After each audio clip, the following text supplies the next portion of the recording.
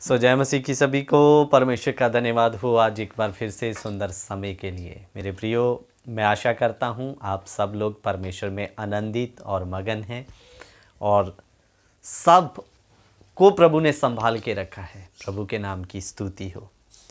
मेरे प्रियो, हम पिछले समय पहले पार्ट में हमने विषय सीखा था कि पवित्र आत्मा हमें क्यों दिया गया और वो किन किन बातों में मेरी और आपकी मदद करता है। तो पवित्र आत्मा के ऊपर हम लगातार स्टडी को डाल रहे हैं। हमारा मकसद कलीसिया तक सत्य रखना कि पवित्र आत्मा हमें दिया क्यों गया, लोगों को ये जानकारी होनी चाहिए। तो पिछले दिनों हमने देखा क्यों दिया गया और किन किन बातों में वो हमारी मदद और सहायता करता है। लेकिन आज हम वचन में से सीखेंगे पवित्र आत्मा रहता कहाँ है। परमेश्वर ने उसे उड़ेल दिया, इस धरती पर आ गया, अब उसका रहने का स्थान क्या है, इस बात को आज हम सीखेंगे। सबसे पहले हम वचन देखेंगे पहला कुरिन्थिया 6 अध्याय उसका 19 और 20 वचन देखेंगे। पहला कुरिन्थिया 6 का 19 और 20।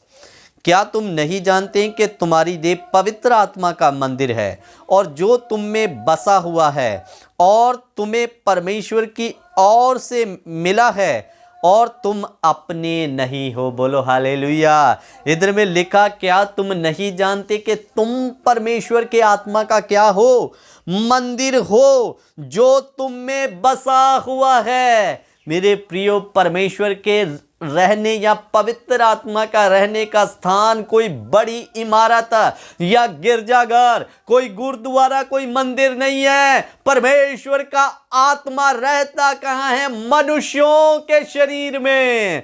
वचन में लिखा, क्या तुम नहीं जानते कि तुम्हारी देह पवित्र आत्मा का मंदिर है जो तुम में बसा हुआ है और तुम्हें परमेश्वर की ओर से मिला है और तुम अपने नहीं हो। मेरे प्रियो, अब इस पर राज करने के लिए एक दे दिया है, इस शरीर पर, इस देह पर। इसके अंदर कौन है? पवित्र आत्मा। तो मेरे प्रियो, अब तुम अपने नहीं हो, एक स्वामी, इसका मालिक कौन है? पवित्र आत्मा। तो मेरे प्रियो, अब अपनी मर्जी से नहीं, जैसा आपको प्रभु का आत्मा अगुवाई करे, आज से वैसा जीना शुरू कर दो। जब आप अपने शरीर की बात को छोड़कर पवित्र आत्मा की बात को सुनकर चलेंगे तो मेरे प्रियो, वो आकर इसमें वास करेगा, क्योंकि उसके रहने का स्थान कोई गिरजाघर नहीं, हजारों लाखों लोगों का आने वाला चर्च नहीं। पवित्र आत्मा आपके अंदर में वास करता है। हालेलुया। और वचन में लिखा, मेरे प्रियो, अब तुम अपने नहीं हो, आपका एक मालिक है, वो है पवित्र आत्मा। अब उससे जैसा चलाना है, आप अपने आप को चलाने दें, खुद की मन मर्जी करना बंद कर दें। तो मेरे प्रियो, पहली बात हमने देखी, क्या कहाँ रहता है? हमारी देहों में। दूसरा वचन भी देख लेंगे, पहला कुरिन्थिया उसका 3 अध्याय उसका हम पढ़ेंगे 16 वचन। क्या तुम नहीं जानते कि तुम परमेश्वर का मंदिर हो और परमेश्वर का आत्मा तुम में वास करता है? यदि कोई परमेश्वर के मंदिर को नष्ट करेगा तो परमेश्वर उसे नष्ट करेगा, क्योंकि परमेश्वर का मंदिर पवित्र है और वह तुम हो। मेरे प्रियो, मानकर चलिए, आप इस देश के सीएम के घर को जाकर गंदा करो, सीएम बोल रहा हूँ, पीएम, प्रधानमंत्री के घर को जाकर गंदा करोगे तो वो बख्श देगा आपको? उसके घर में कूड़ा करकट डालोगे तो बख्शेगा? कभी नहीं बख्शेगा। वो अपने अधिकार का फ़ायदा उठा के आपको पिटवा भी सकता है, जेल में भी डलवा सकता है।